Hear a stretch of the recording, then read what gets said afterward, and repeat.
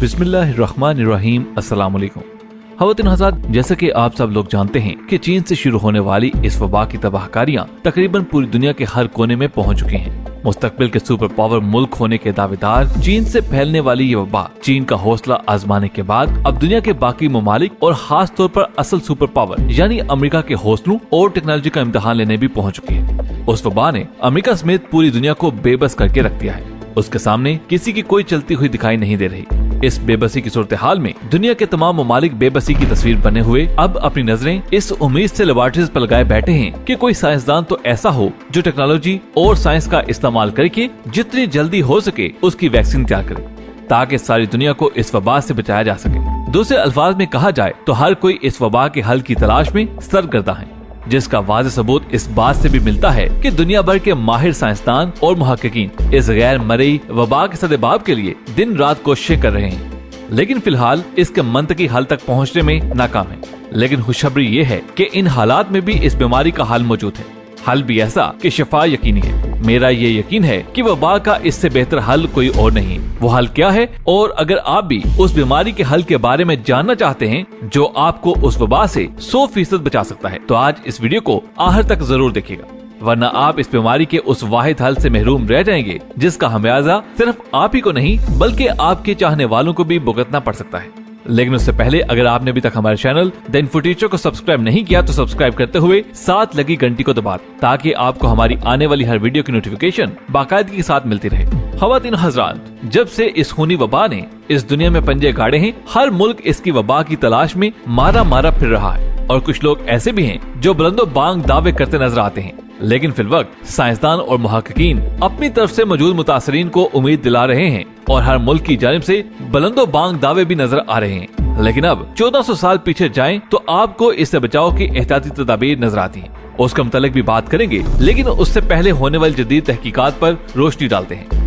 बरतानवी साइंसदानों ने दावा किया है कि इंपीरियल कॉलेज लंदन के साइंसदान वैक्सीन की तैयारी में मसरूफ अमल हैं। इस हवाले से head of research doctor Robert शार्टोग ने बताया कि इस वबारी की वैक्सीन तैयारी के आखिरी मराहल में है और जून तक वैक्सीन अवाम के लिए तैयार हो जाएगी। ऑस्ट्रेलिया में मुहक्किकीन ने दावा किया कि उन्होंने ऐसी 2 अद्वियात तैयार की हैं जिनसे वबा से मुतासरा मरीज का इलाज मुमकिन हो सकेगा।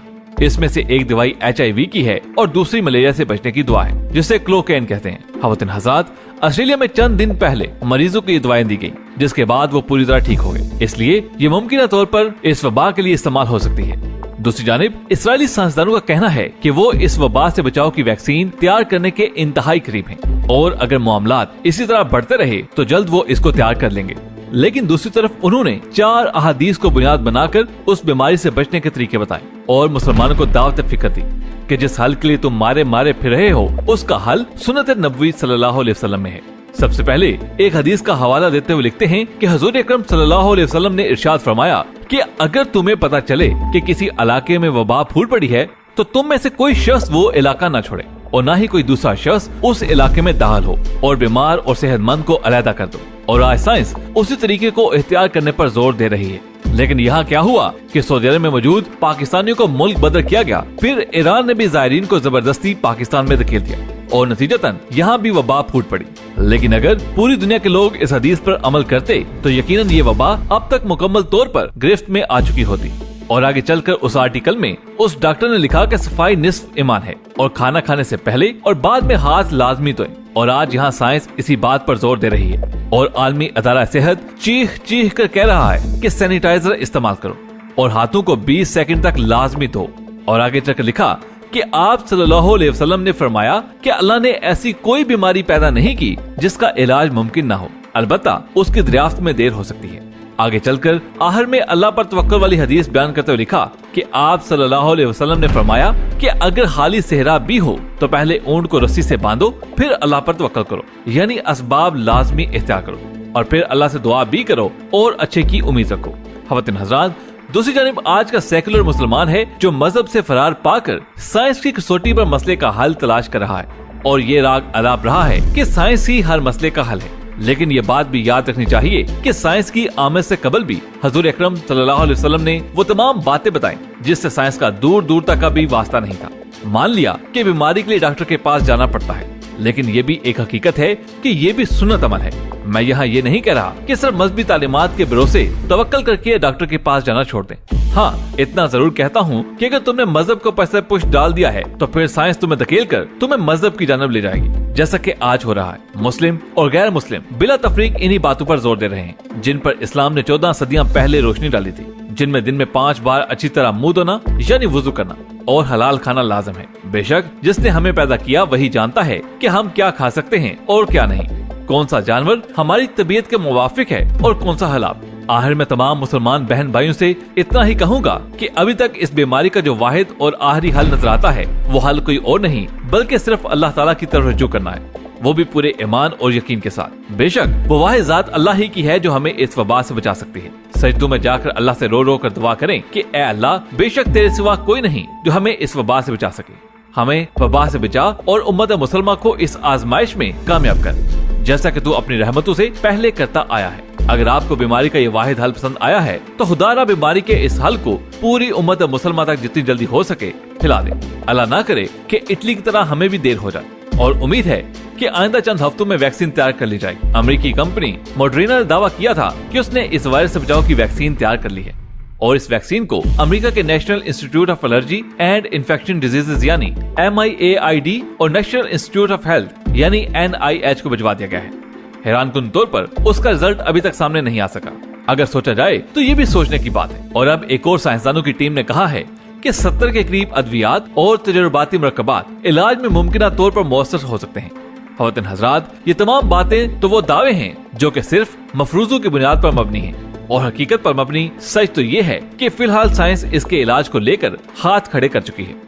इसका ये मतलब हरगिज नहीं कि मुस्तकबिल में इसका इलाज मुमकिन नहीं, लेकिन फिलवक्त तमाम साइंसदान और मुहक्किकीन उन हदायत पर अमल करने के लिए जोर दे रहे हैं जो कि इस्लाम ने 1400 साल पहले वज़ा की थी। ख़वातीन हज़रात, अब हम आपको हाल की लाजवाल मिसालों के जरिए इस वबा के बेहतरीन हाल के बारे में बताते हैं। ख़वातीन हज़रात, इस वक्त अगर पूरी दुनिया पर नजर दौड़ाई जाए तो सबसे ज्यादा तबाही इटली में हुई है। इटली में तबाहकारियों के बायस वहाँ के हुक्मरान बेहद परेशान हैं, जिसका अंदाजा इस बात से लगाया जा सकता है कि गुज़श्ता रोज इटली के वज़ीर-ए-आज़म ने कौम से खिताब करते हुए कहा कि रियासत आपकी मदद के लिए मौजूद है, आप घबराएं नहीं, बस घरों में रहें। उन्होंने अपने खिताब में ये भी कहा था कि मैं आप सबसे माफी मांगता हूँ कि तमाम सहूलियात और साइंसी टेक्नोलॉजी के होने के बावजूद मैं बेबस हूँ और मैं आपकी तो दूर अपने आप को भी इस बीमारी से किसी तरह नहीं बचा सकता। वजीर आजम ने कौम से दर्द भरे अल्फाज और लड़खड़ाती आवाज में खिताब करते हुए आसमान की तरफ निगाह उठाकर ये दुआ की कि ए अल्लाह, हमें इस आफत से निजात दे और हमें इस आफत से निपटने की हिम्मत दे। जरा सोचिए कि अब तो मुसलमानों के अलावा गैर मुस्लिम दुनिया भी साइंस को छोड़कर मजहब का सहारा तलाश करती नजर आती है। जैसे कि शायर कहता है कि अभी हल्का सा झंझोड़ा रब ने, पूरी दुनिया को हिला छोड़ा रब ने। ख़वातीन हज़रात, इंसान जो अपने इल्म हुनर पर अतराता था कि हमने बहुत तरक्की कर ली है, घरों में महसूर बैठे हैं और चारों नाचार मजबूर बैठे हैं। ख़वातीन हज़रात, इंसान को अपनी हदूद में रहना होगा, अल्लाहु अकबर कहना पड़ेगा, तौबा इस्तग़फ़ार करना पड़ेगी। आप दुआ ही इसका हल है।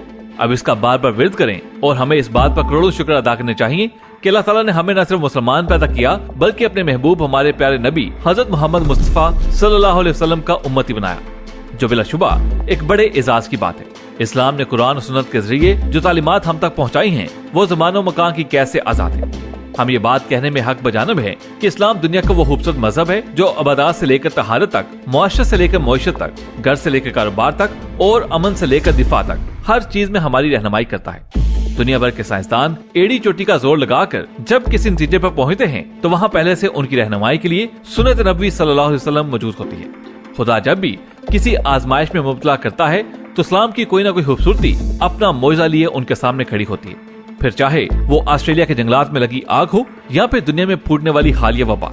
ख़वातीन हज़रात, गुज़श्ता दिनों एक इंटरनेशनल मैगजीन न्यूज वीक के अंदर एक आर्टिकल शाया हुआ जिसने दुनिया भर में धूम मचा दी, जिसे देखकर गैर मुस्लिम भी इस्लामी तालीमात से मुतासिर होकर कलमा पढ़ रहे हैं।